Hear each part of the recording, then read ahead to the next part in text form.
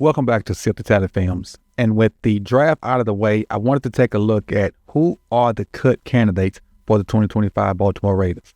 So what we're going to do here in this episode, we're going to look at the defense, we're going to look at the offense, and see which guys are potentially on the line, well, as a baseball term, the Mendoza line, to be cut. So welcome back to Sip the Tally Films. I'm your host, Coach Evans. All 2 on 2. Ready? Break.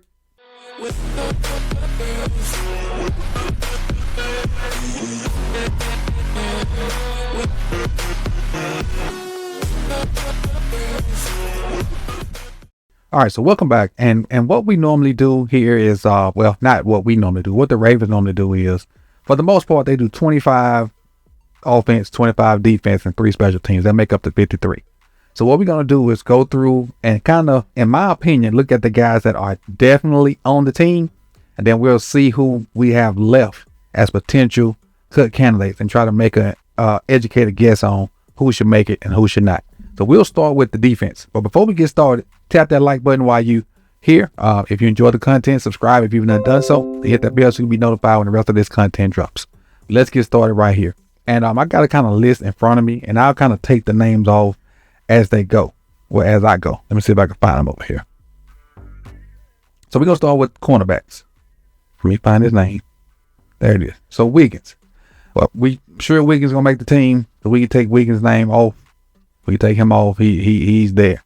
Marlon Humphrey. Next name that I'm sure is going to make it. In fact, I just do it this way. I start at the top. Ojabo. I think Ojabo is going to make it, even though he got that exception for being an international player, but I think he's going to make it. Jalen Lombard-Davis, we're going to skip him for the time being. Bo Bray, we're going to skip him. Kone, we're going to skip him. Longer Beam. Oway's definitely there. Who is this? Yeah, leave it there. Buchanan, we're going to skip for the time being. We'll come back. Come back on him. I think Peebles definitely makes it. You know, I really think he do. I think he's going to impress in camp. I think he definitely makes it. Kyle's going to make it. Trent Simpson's going to make it. Roquan Smith. I think Adisa Isaac makes it. The new D tackle we just picked up, Jenkins, I think he's a lock based off the guys that are in this picture. Starks, to me, first round pick, he's a lock. Matabike is a lock. Travis Jones a lock.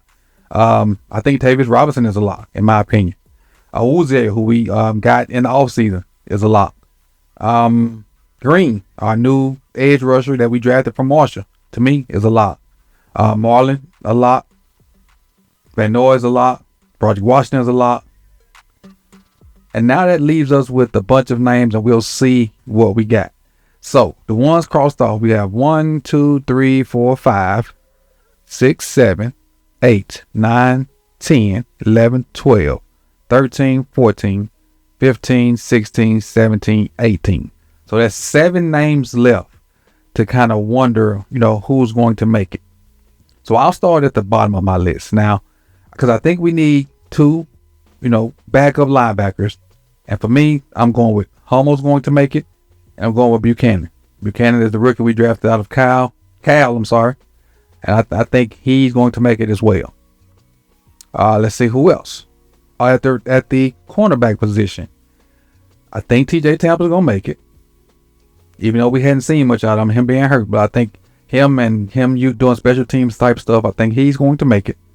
I think Jalen Lombard-Davis is going to make it unless, some crazy stuff happens. Let me find Jalen Lombard-Davis.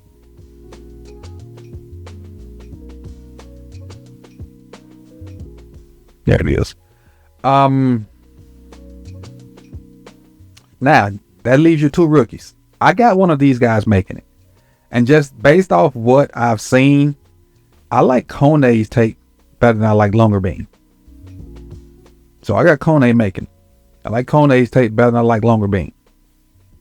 All right, and that leaves us with what? 1, 2, 3, 4, 5, 6, 7, 8, 9, 10, 11, 12, 13, 14, 15, 16, 17, 18, 19, 20, 21, 22, 23, 24. 1 spot left. No, that's not right. I think I miscounted. Should be 2 spots left. Let's do it again. 3, 4, 5, 6, 7, 8, 9, 10, 11, 12, 13, 14, 15, 16, 17, 18, 19, 20, 21, 22, 23. That's right. Now that's right. It's 23. And I got both of these guys on the back end making it. Sanusi Kane and Bo Braid. I like both of those guys. Special team roles, helping out, being an extra. One of them may have to be the third safety now since they want a third safety so bad. And Ardarius is not on here because we know Ardarius is done for the year. So that's why he's not on here. But those are the guys that I think will be cut as of right now. Keep in mind, we got training camp and all this other stuff. And I really, really like Malik Ham, the little bit he showed, but he just can't stay healthy. And just because these guys don't make 53, that don't mean they're not going to be on the practice squad or something like that. But I think these are the 5 guys, 1, 2, 3, 4, 5, 6 guys that are on the bubble. And right now, I think they're on the outside looking in as far as making the 53. That don't mean they're not going to make the team, but as far as making the 53. That's CJ Ravenel, Sokoye, Odelier, Malik Ham, Kouinu, however you say it, and then the draftee from, I want to say Rutgers, Longer Bean. So let's jump on over to the offensive side and do the same thing. All right, now we're going to take a look at the offensive side of things. And to me, the offensive side is a little bit easier. But let's go through it, and we'll start at the quarterback position. Get my stuff up over here I need.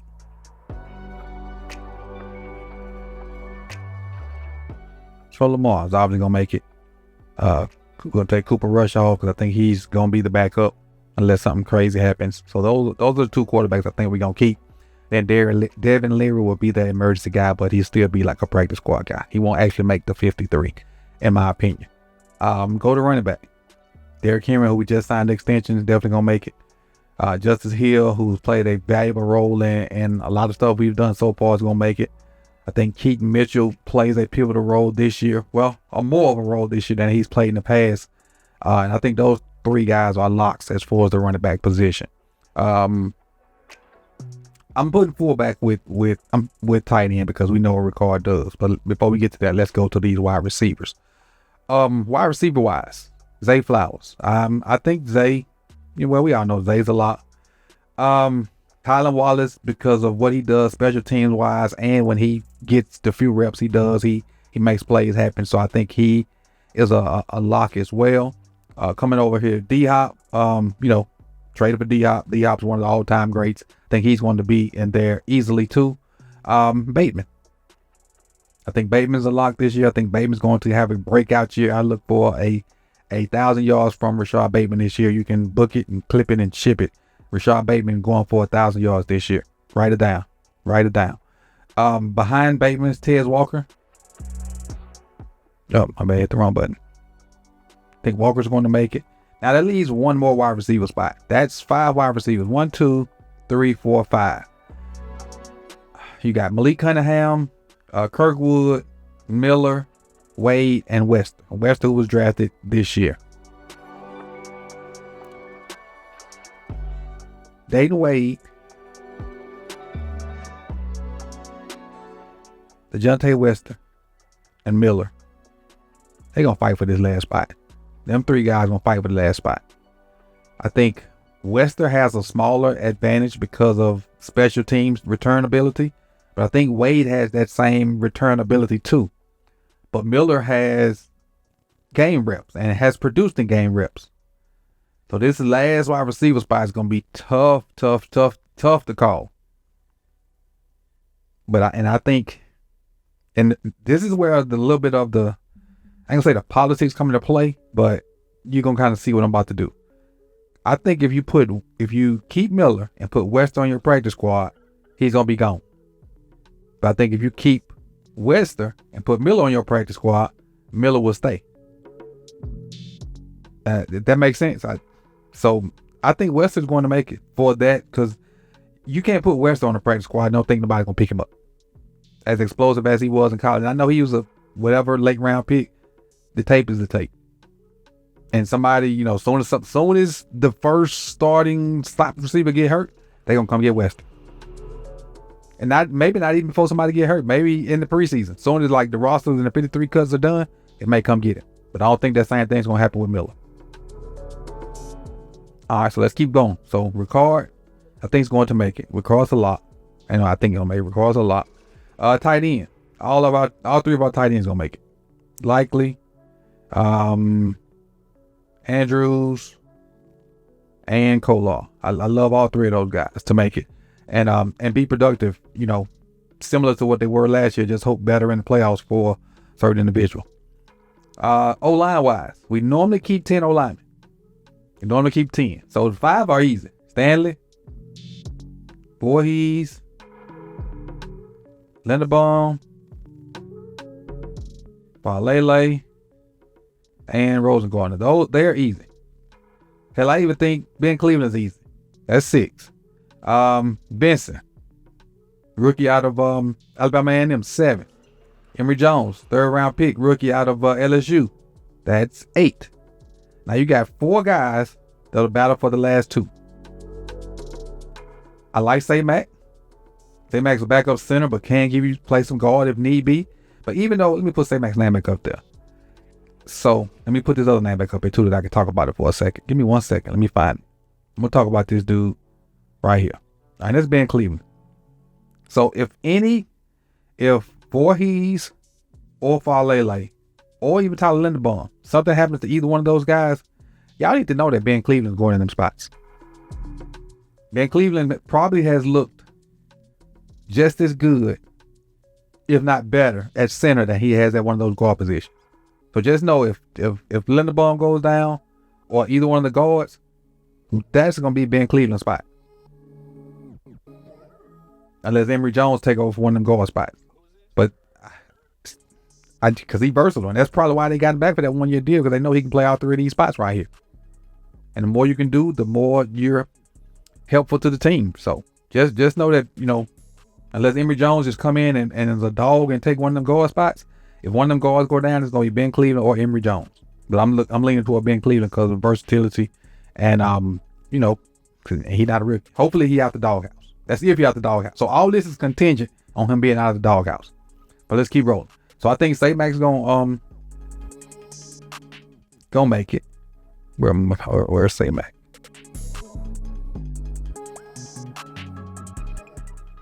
Click his name. Dog.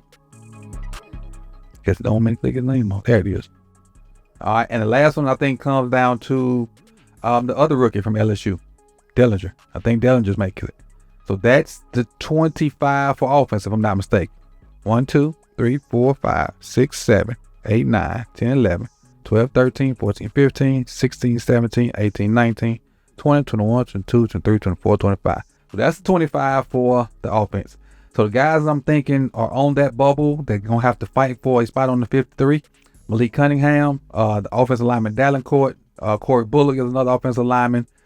Miller and Wade, who both of them have a really good shot to battle with LaJohntay Wester. I put Wester in, but to me, that could go to any one of these 3 guys. Kirkwood's also going to be on the bubble. Rasheen Ali and Devin Leary as the backup quarterback. So out of these players that you've seen today,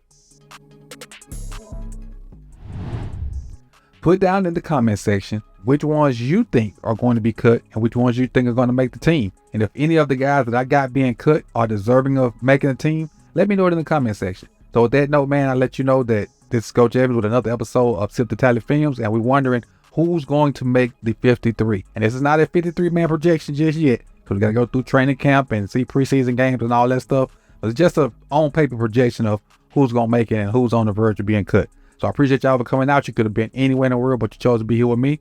Like, comment, subscribe, hit the notification bell if you've not done so, and share. And on that note, man, I'll see you on the next one. Peace and love.